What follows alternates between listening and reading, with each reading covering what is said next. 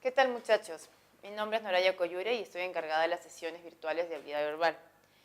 La semana que vamos a hacer a continuación es la número 18, en la cual vamos a desarrollar textos con infografía y además les vamos a ayudar a abordar el tema del plan lector. Si ustedes bien sabrán, el tema del plan lector en este semestre es el texto de John Stuart Mill, que se llama Libertad de Pensamiento.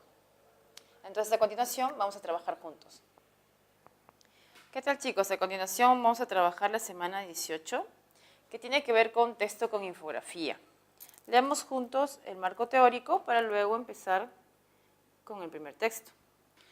La infografía, del inglés Informational Graphics, es una eficaz herramienta didáctica de comunicación que combina textos, no te olvides esto, textos con imágenes sintéticas, explicativas y fáciles de entender. De esta forma, la información numérica del tiempo, estadística y muchas otras serán más efectivas siendo ilustradas que mediante el puro uso de texto. Además, sirven de elementos diferentes que permiten otorgar mayor variedad y agilidad a la diagramación y pueden ser adecuadamente combinadas con textos y fotografías para maximizar la comprensión de lo que nos están informando.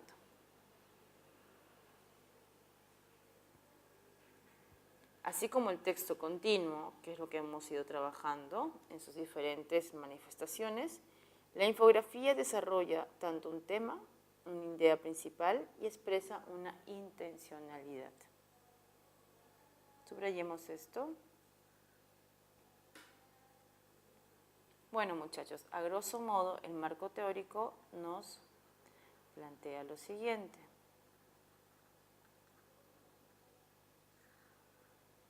De que un texto con infografía implica información textual más imágenes. Si tú encuentras texto con infografía, tienes que entender que nosotros le damos el mismo peso de un párrafo a una infografía. Toda la información que te plantea una infografía, una imagen, un cuadro, una estadística, tiene el mismo peso que un párrafo entero en cuanto a información, en cuanto a contenido. Y es mejor, ¿no? Porque si tú trabajas un texto con imágenes, es mucho más ágil la comprensión y te ayudaría a verificar ciertos datos que de repente en el texto se están perdiendo. Ahora, a continuación, desarrollemos la siguiente infografía. Puedes observar bien en la imagen. Nos comenta los siguientes datos. 1 de cada 600 peruanos podría tener cáncer. Esto no significa la muerte. A ver, acá a continuación vamos a ver la contabilidad de cáncer en el mundo. Por ejemplo, en primer lugar se encuentra, en cuanto a incidencia de cáncer, el cáncer de pulmón, y luego sería el cáncer de mama. Como último dato estadístico, estaríamos planteando que el 95% de los casos detectados a tiempo tienen cura.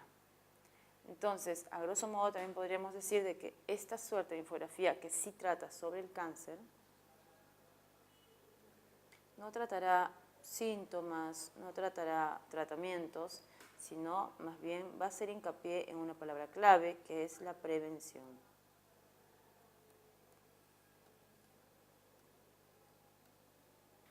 A continuación vamos a desarrollar las preguntas. La número 1 nos plantea lo siguiente. Se deduce que la infografía principalmente, la palabra clave para entender la infografía es la prevención. Entonces entendamos lo siguiente. ¿Qué alternativa nos plantea dicha palabra clave? Podría ser, resalta la escasa incidencia de cáncer en el Perú, informa sobre los tipos de cáncer más mortales, tranquiliza al decir el cáncer no significa la muerte, promueve la detección del cáncer a tiempo, hace campaña a favor de la cura del cáncer.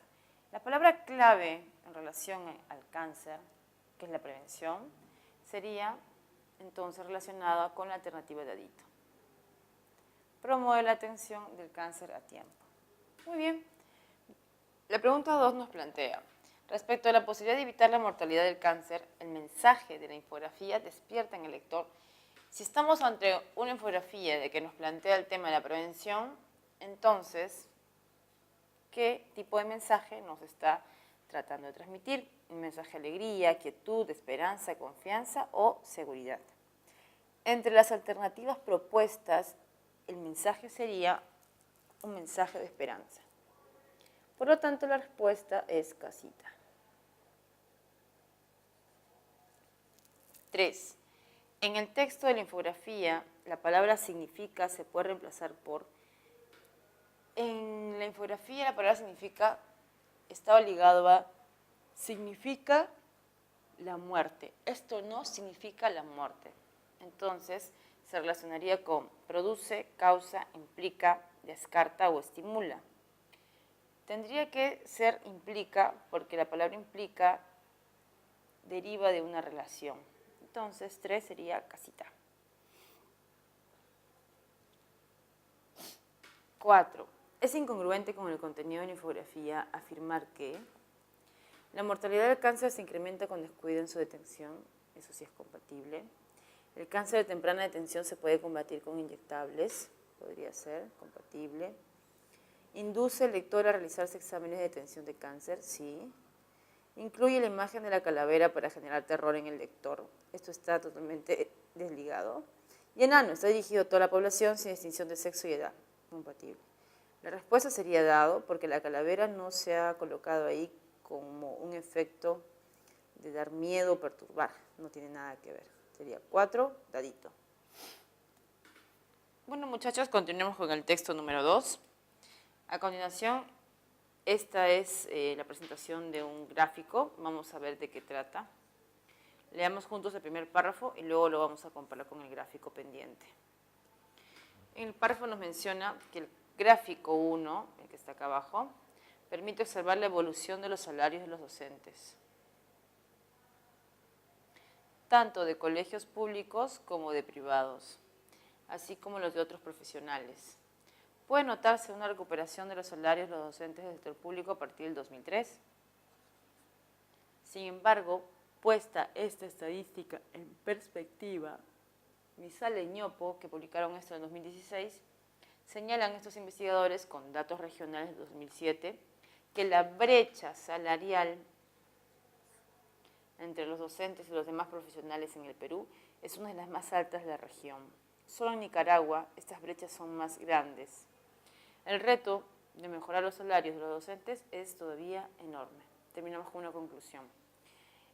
Acá tenemos que ser muy cuidadosos. Este tema de la brecha salarial hace alusión a la distancia o a la diferencia de salarios que competen tanto a profesores de colegios públicos, profesores de colegios privados y otros profesionales que corresponden a otros rubros, como contadores, abogados, médicos, etc.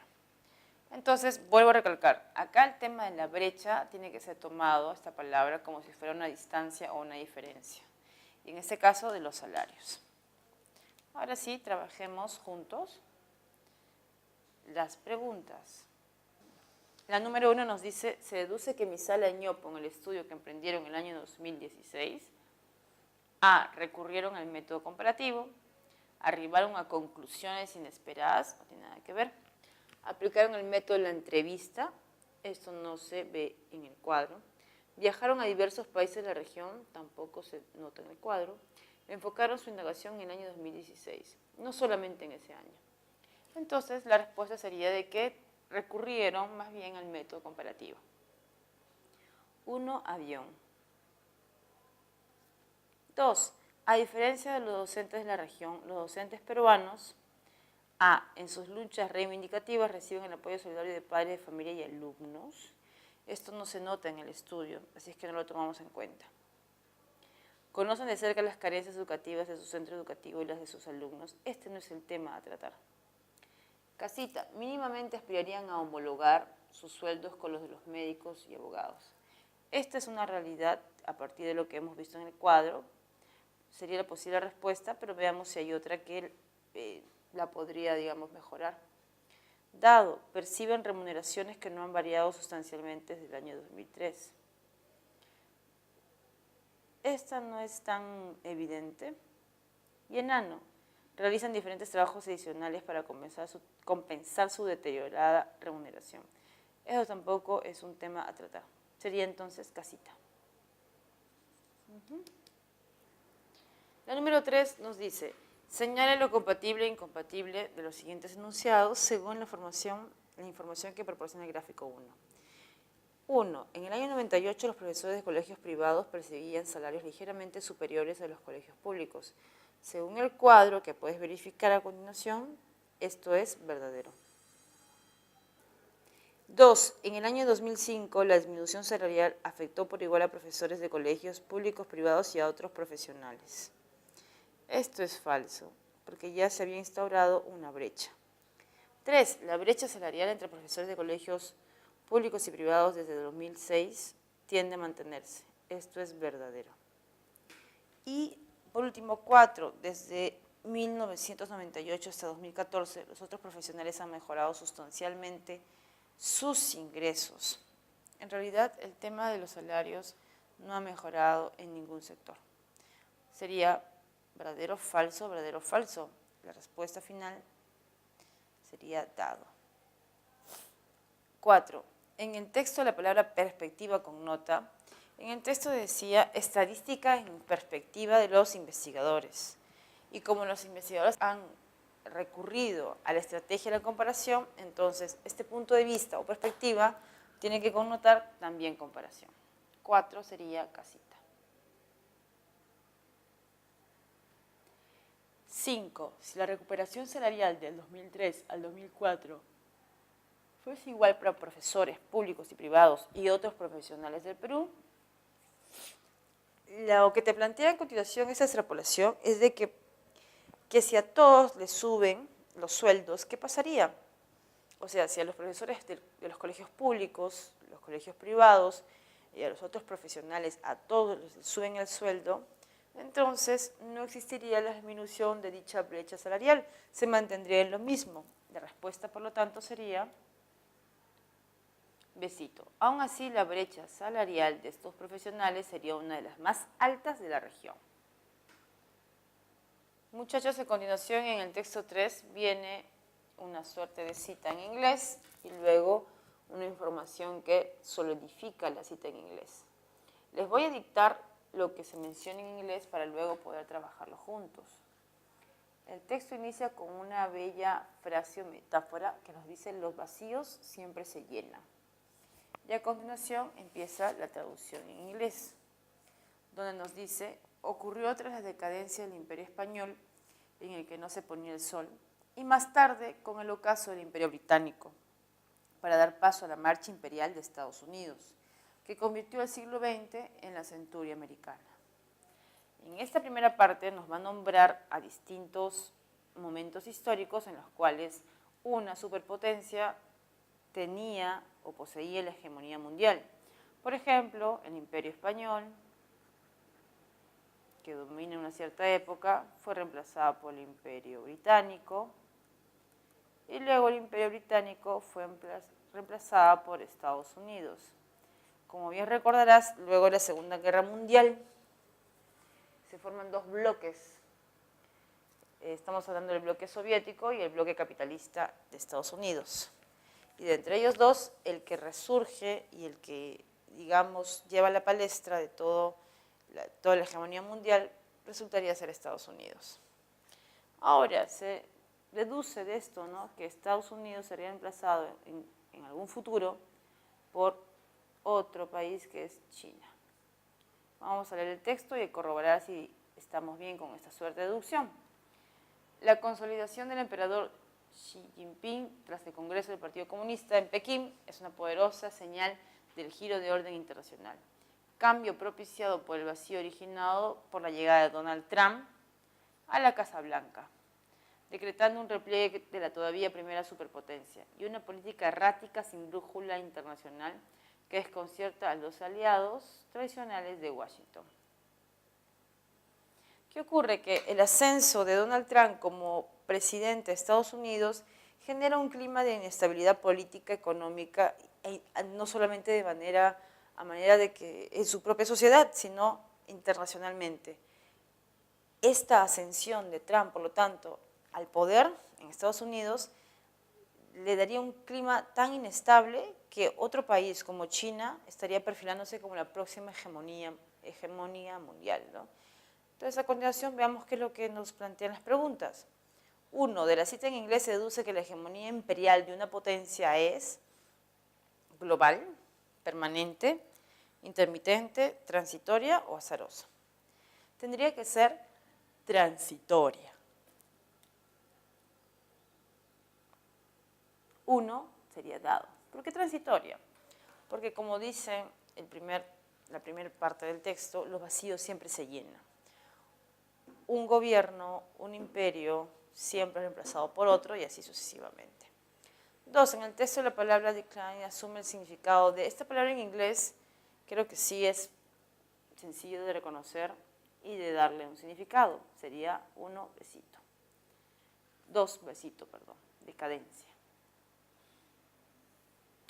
La pregunta 3 nos dice, si se infiere de que el arribo de Donald Trump a la Casa Blanca, la respuesta tendría que ser sí o sí, casita.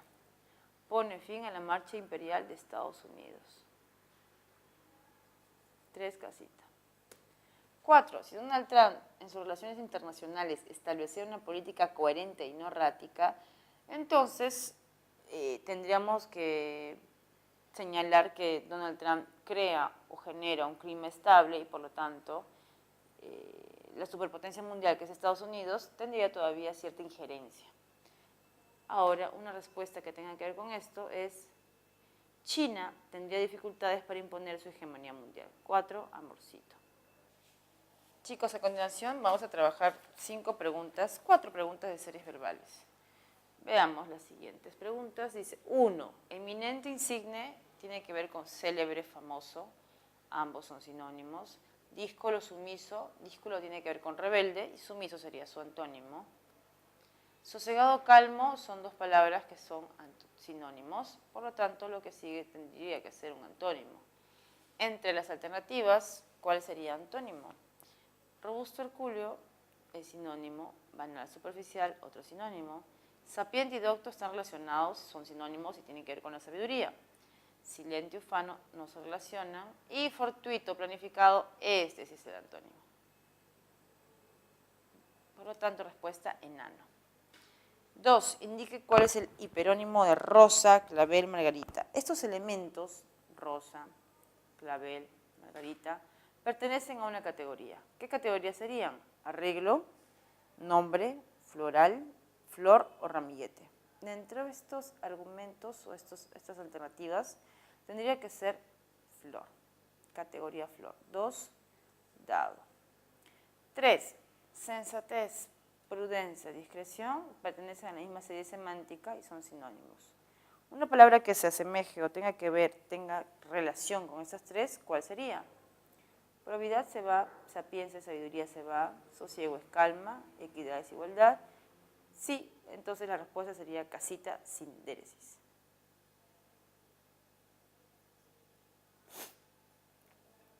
4. Manija, puerta, moto, vehículo, timón, carro.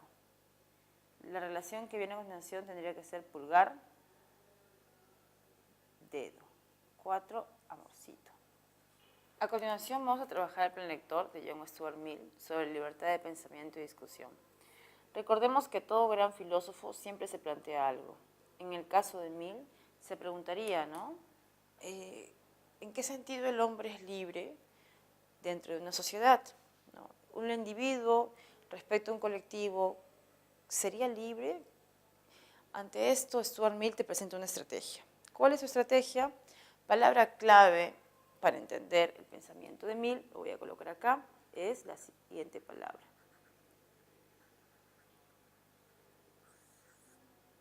Es a través del diálogo, de la libertad de pensamiento, libertad de prensa, libertad de expresión, en la que el ser humano atestigua o da carta cabal, da una evidencia de su libertad. A continuación, trabajemos el fragmento número 1, pero por favor les suplico de que nunca salgan de este tema. Mill siempre trabaja la categoría diálogo. A ver, leamos juntos fragmento número 1. Debemos esperar que haya pasado ya el tiempo en que era necesario defender la libertad de prensa, como seguridad contra un gobierno corrupto y tiránico.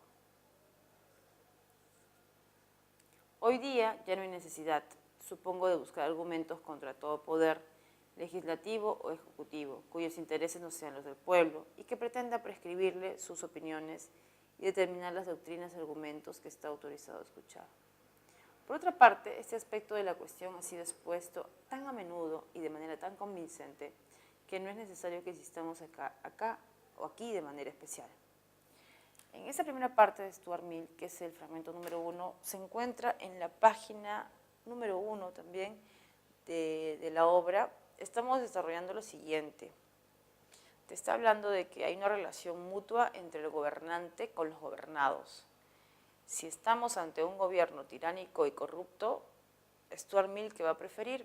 Va a preferir un gobierno tolerante, que este gobierno, digamos, esté abierto al diálogo, que sea falible y que sea alguien que escuche todas las opiniones, vengan donde vengan. Entonces, la número 1 nos dice, es acorde con el pensamiento de Stuart Mill sostener que un buen gobierno se debe caracterizar. ¿Por qué? El buen gobierno se caracteriza por la depravación, por su integridad, por su necesidad, por sus doctrinas o por la defección. Como vuelvo a mencionar, ante un gobierno corrupto y tiránico, Mill siempre va a preferir que el buen gobierno se caracterice por su integridad. Recuerda que el buen gobierno va a tener, por lo tanto, un buen gobernante, y este buen gobernante se caracteriza por ser un hombre sabio.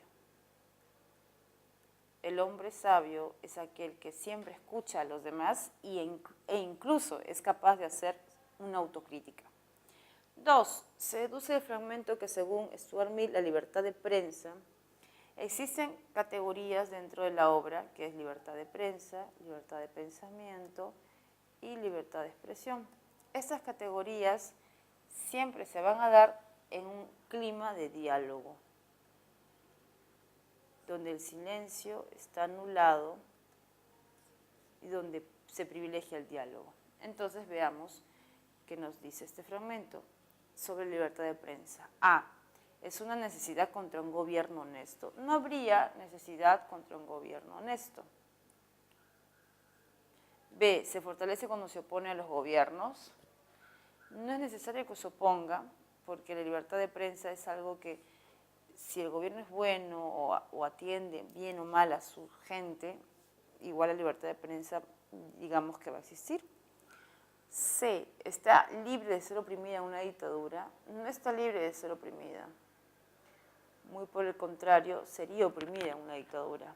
Dado, ¿se ve menoscabado por un gobierno opresivo? Esta respuesta tiene lógica, pero veamos otra, la última. Enano, ¿será quebrantada con el beneplácito o permiso del pueblo? La libertad de prensa no puede ser quebrada a partir del permiso del pueblo. Al contrario, el pueblo jamás va a aprobar que la libertad de prensa sea mellada o conculcada o violada.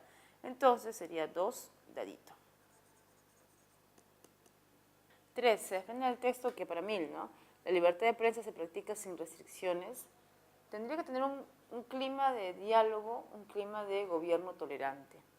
Por lo tanto, tendría que ser 3 casita. 4. Se deduce del texto que un gobierno corrupto y tiránico, A. Coincide cabalmente con los intereses de su pueblo, elimina a todos los políticos que son sus opositores, extermina por completo la libertad de pensamiento, garantiza la libertad de expresión de sus opositores o desdeña la libertad de pensamiento y discusión.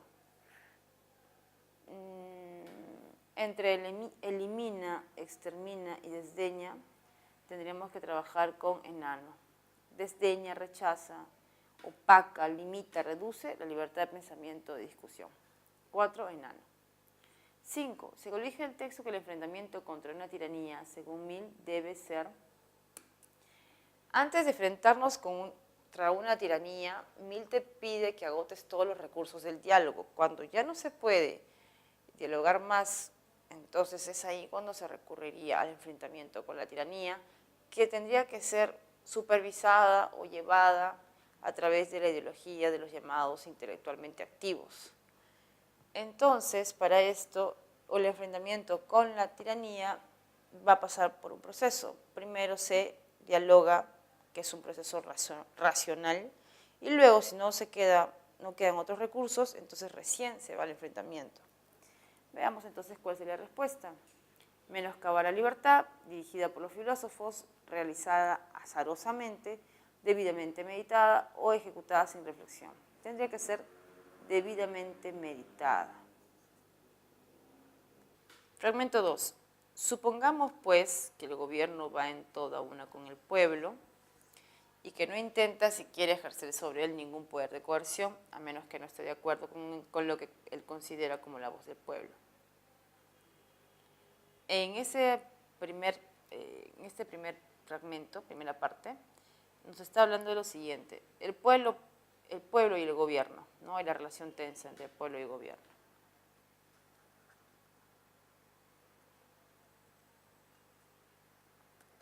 El gobierno puede estar de acuerdo con el pueblo o no puede estar de acuerdo con el pueblo, practicando lo que se llamaría el poder de coerción.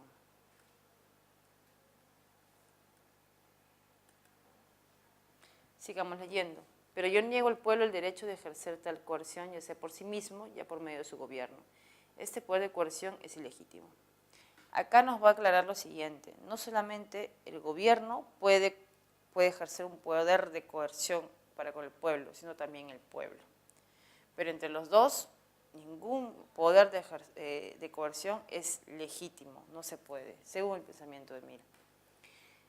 El mejor gobierno no tendrá más derecho a él que el peor. Tal poder es tan perjudicial, o más todavía cuando se ejerce de acuerdo con la opinión pública, que cuando se ejerce en oposición a ella. Si este poder de coerción se ejerce con la aprobación del pueblo, estaríamos en una visión ya muy decadente, muy apocalíptica, nada ética, según el pensamiento de Mill. Ahora sí, sigamos leyendo. Si toda la especie humana no tuviera más que una opinión y solamente una persona tuviera la opinión contraria, ¿no sería más justo el imponer silencio a esta sola persona que si esta sola persona tratara de imponérselo a toda la humanidad, suponiendo que esto fuera posible?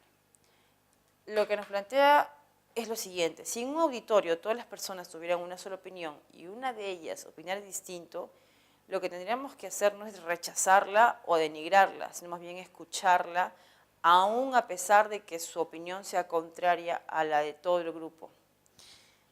Si cualquiera tuviese una opinión sobre cualquier otro asunto y esta opinión no tuviera valor más que para dicha persona, si el oponerse a su libre pensamiento no fuera más que un daño personal, habría alguna diferencia en que el daño fuera infligido a pocas personas o a muchas. Recordemos de que en la primera parte de Mill nos habla sobre las opiniones justas y las opiniones falsas, pero acá también nos habla sobre otro tipo de opinión, tomando en cuenta el punto de referencia.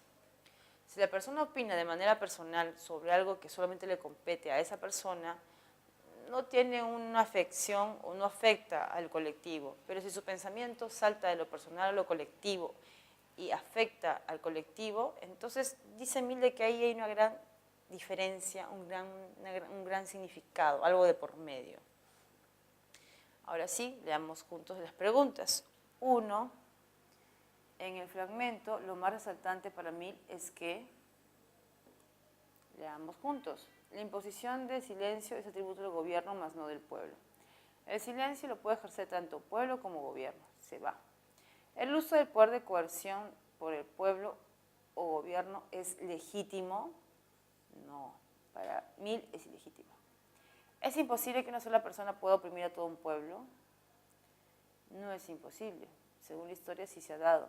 Dado, el gobierno y el pueblo deben saber relacionarse armoniosamente.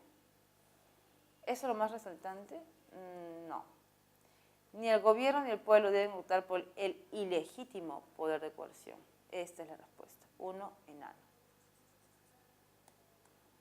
2. Si se impusiera silencio a alguna agrupación política, Mill te dice de que no podríamos imponerle silencio ni a una sola persona, ni mucho menos a un grupo de personas. Porque el silencio, según el planteamiento de Mill, el silencio es la ausencia de diálogo. Y lo más importante dentro del pensamiento, al menos en esta obra, Libertad de Pensamiento, es el diálogo. Entonces hay un problema en el sentido de que no se debe ejercer el silencio, ni a un individuo ni a una agrupación política. La respuesta, por lo tanto, tendría que ser A. Mill estaría en las antípodas de aquella agrupación. No sería el opositor de aquella agrupación. Besito, ¿sería admisible en vez de acallar a todo el pueblo? No, tampoco. No se acalla ni a un grupo ni a todo el pueblo. Casita, inevitablemente se haría daño solo a aquel grupo. Inevitablemente. No, este tiene una carga subjetiva, se va. Dado, se podría utilizar el derecho que tiene la mayoría. Privilegiar a la mayoría en vez de a una sola persona no es el pensamiento de Mill, se va. Enano, se estaría conculcando, quebrantando su libertad de pensamiento. Esta sería la respuesta, que también la podría señalar Mill. 2, enano. 3. Se desprende de la lectura que entre gobierno y pueblo gobernado, A. ¿Puede haber concordancia o oposición? Sí, podría haber. Besito, ¿habrá constantemente un antagonismo? ¿Solamente antagonismo? No. Casa, ¿se produce invariablemente una afinidad? Tampoco, esto también es una carga subjetiva. Dado, se negocia la libertad de pensamiento. La libertad de pensamiento no se negocia. Y enano, es imposible unos y otros se sometan. Tema de imposible, unos y otros se someten, tampoco tiene nada que ver con el pensamiento de Mill. Sería amorcito. Puede haber tanto concordancia como oposición. 3, amorcito. 4. En última instancia, Mill es reacio a la imposición del silencio porque cuando te plantea de que es reacio a la imposición del silencio, te está preguntando por qué él no acepta el silencio dentro de su pensamiento, ¿no? La respuesta tendría que ser, veamos, el silencio perjudica solo a los partidos políticos, debido a que los individuos tienen que organizarse en colectivos. No, falso. Esa transgrede la libertad de pensamiento, ya sea de un individuo como de un grupo. Esta sería la respuesta hasta ahorita. Veamos casita. El derecho de las personas se relaciona con la libertad de que tienen estas de asociarse o no entre sí. Pero no es precisa ni habla tanto sobre el tema del silencio. Se va. Dado, el pueblo puede estar cometiendo un error debido a que el único autorizado para reprimir es el gobierno. No, falso. Enano, ¿es posible que toda la especie humana llegue a profesar y practicar una sola idea en detrimento del individuo? No, falso. Según el pensamiento de Mill, claro está. La respuesta sería besito.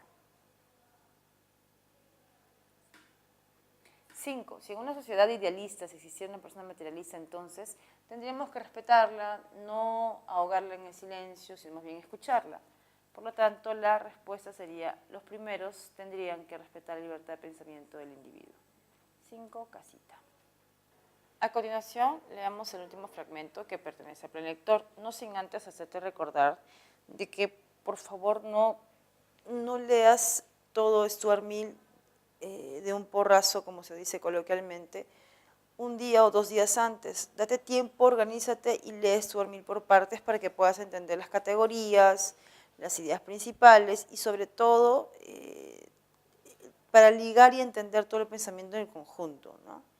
Recuerda que la palabra clave en el pensamiento de Mill es el diálogo. Leamos juntos el fragmento número 3. Lo que hay de particularmente malo en imponer silencio a la expresión de opiniones estriba en que supone un robo a la especie humana, a la posteridad y a la generación presente, a los que se apartan de esta opinión y a los que la sustentan, y quizá más. Si esta opinión es justa, se les priva de la oportunidad de dejar el error por la verdad. Si es falsa, pierden lo que es un beneficio no menos grande, una percepción más clara y una impresión más viva de la verdad, producida por su choque con el error. Acá viene el pensamiento de Mill tan recurrente y tan importante.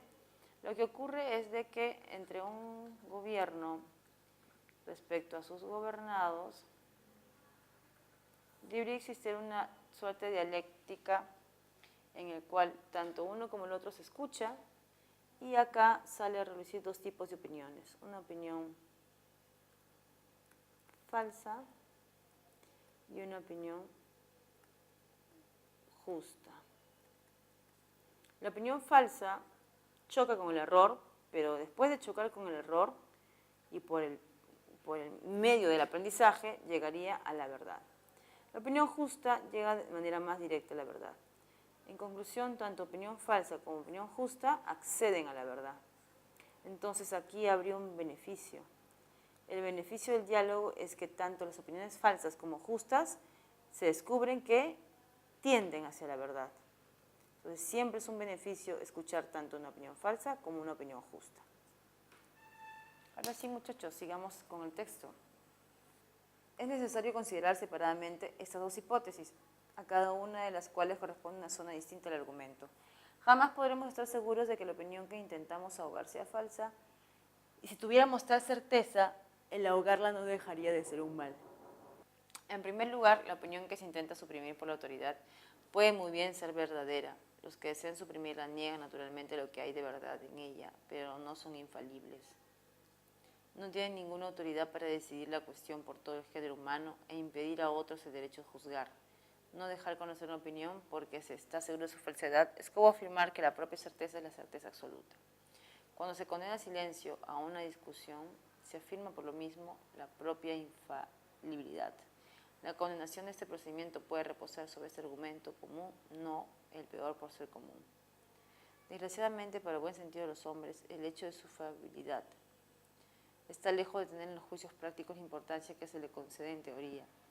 En efecto, mientras cada cual sabe muy bien que es falible, solamente un pequeño número de individuos juzga necesario tomar precauciones contra la propia falibilidad, o bien admitir la hipótesis de que una opinión de la cual se sienten seguros puede ser uno de los casos de error a que se reconocen sujetos.